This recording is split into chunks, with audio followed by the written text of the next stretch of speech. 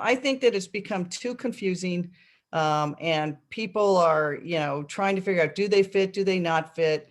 There's this whole thing, are people cheating and jumping the line? Make every adult eligible, but focus on our job as government is to make sure that we prioritize those people most at risk for the disease. Have you expressed that to the governor, that you think it's getting too confusing?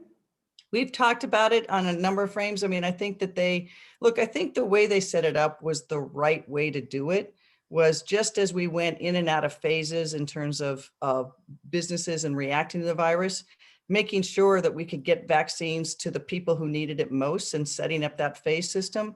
But I think now that there's enough confusion and there's enough differing standards from state to state that we should really focus on, our job as government, and to focus on prioritizing those people who are most vulnerable to disease, our frontline workers, our seniors, our communities of color. We've done a great job in making sure that, for example, I think the 75 and older,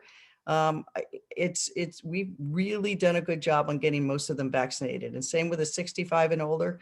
So at the beginning, we really knew that's what we had to do. But now it's time for us to just make sure that we spend our energies not on deciphering who's eligible, but on how do we get it to the people who need it.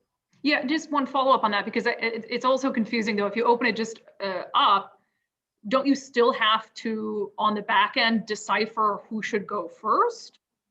I think, but you can do that by prioritizing, by allocating slots for certain hours. We did it when we opened grocery stores for a while at the beginning of the pandemic. Remember, we had hours for seniors because they were more vulnerable and we wanted them to be able to shop and not be as exposed.